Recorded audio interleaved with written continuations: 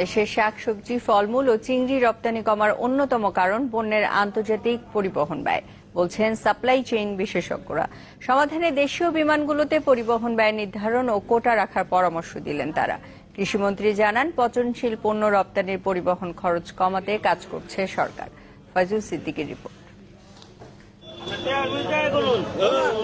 শুধু সবজিতে নয়, মাছ চাষেও বিশ্বের তৃতীয় বাংলাদেশ, আর আম উৎপাদনে সপ্তম। তারপরও এসব পণ্য রপ্তানিতে উল্লেখযোগ্য কোনো অবস্থানে নেই কৃষি নির্ভর এই দেশ। পুষ্টি নির্ভর খাদ্যে ভোক্তাদের আগ্রহ বাড়ায় সারা বিশ্বে এখন চাহিদা বাড়ছে চিংড়িরও। গবেষণা বলছে 2027 সাল নাগাদ চিংড়ির চাহিদা দ্বিগুণ হবে, কিন্তু গেল 5 বছর ধরে ধারাবাহিকভাবে কমেছে এ পণ্যটির রপ্তানিও। রপ্তানিকারকরা বলছেন, আম, সবজি এবং চিংড়ি রপ্তানি কমে যাওয়ার বড় একটা কারণ পরিবহন ব্যয়। তবে কৃষিমন্ত্রী শোনাচ্ছেন আশার বাণী, জানান আপাতত নিজস্ব যাত্রীবাহী বিমানে কম খরচে দ্রুত পচনশীল পণ্য রপ্তানির দিকে নজর সরকারের। বহন ক্ষমতা যদি বেশি থাকে কার্গোর, সেই ক্ষেত্রেও কিন্তু রপ্তানি বাড়বে, কারণ এটাও একটা বিরাট মূল্য সংযোজন করে। ফেড যেটা দিতে হয় এটা অনেক বেশি।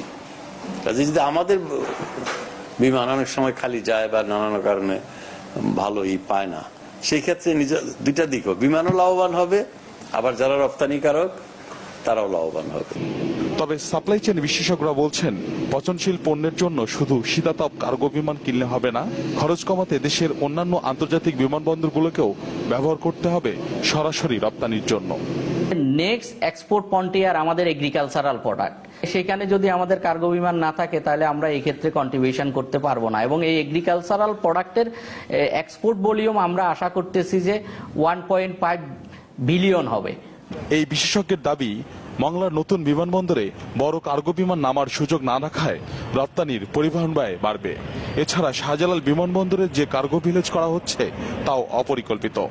মোংলাতে নতুন এয়ারপোর্ট হচ্ছে, সেখানে আমাদের রানওয়ের দৈর্ঘ্য অবশ্যই 10,000 ফিটের উপরে হতে হবে।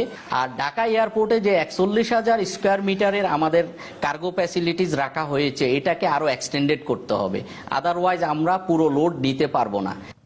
সনাতনী কৃষিকে বাণিজ্যিক কৃষিতে রূপান্তর করতে হলে রপ্তানিতে গুরুত্ব দিতে সরকারের দৃষ্টি চান সংশ্লিষ্টরা।